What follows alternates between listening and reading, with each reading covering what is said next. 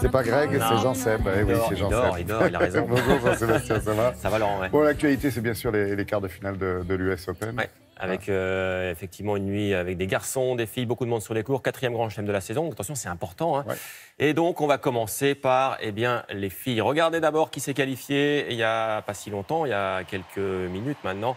Serena Williams, la joie donc de l'américaine qui était opposée à la tchèque Pliskova, 8e mondiale cette nuit. C'était un match piège, mais elle s'en est sortie. Regardez avec des coups, par exemple comme celui-ci.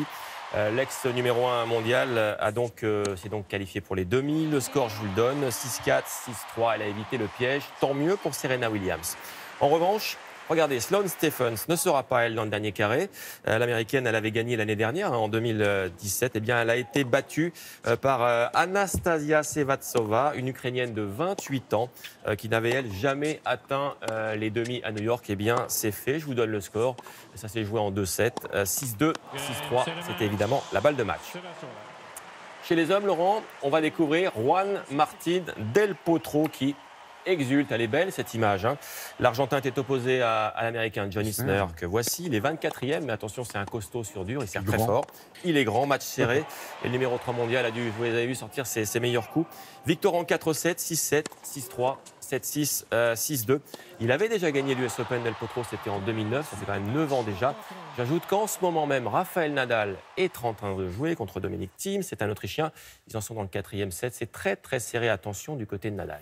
Bon, encore du tennis, mais cette fois-ci du côté de chez Yannick. On aime bien, nous, le tennis. Alors, effectivement, Yannick Noah qui a donné, effectivement, lui, la composition de l'équipe de France qui va jouer la Coupe Davis. Ce sera vendredi prochain, donc dans un petit peu plus d'une semaine, contre l'Espagne à Lille. Alors, regardez, le voici, Yannick Noah, hein, évidemment, qui a annoncé donc sa sélection. Il y aura des piliers comme Lucas Pouille et Richard Gasquet. Alors, eux, ce sont des habitués, vous voyez, de cette Coupe Davis. On revoit ici les images de la finale l'année dernière. En revanche, le retour, bah oui, ça c'est une surprise de Julien Beneteau, côté de Nicolas Mahut. Pas de Pierre Hugerbert qui lui est blessé.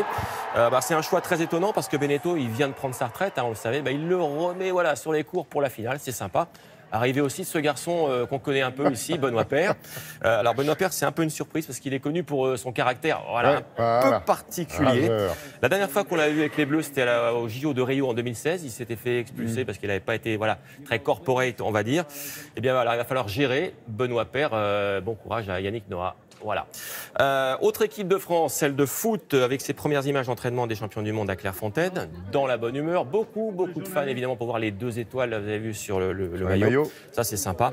Demain soir, ils ont rendez-vous en Allemagne. Ce sera à Munich pour la Ligue des Nations. C'est une nouvelle compète, hein, ça remplace les matchs amicaux. Le seul absent, c'est Loris, gardien-capitaine. Il sera remplacé par le gardien de Montpellier, Benjamin Lecomte. C'est un petit nouveau. Première sélection, pas sélection. C'est la première fois qu'il est appelé en bleu. Et puis, cette image... de la Vuelta, c'est la 10e étape hier avec le coureur italien ici, Simone Pettini, qui est à terre. Voilà, il est à terre. Il a chuté. Alors il a perdu conscience, victime d'une commotion cérébrale.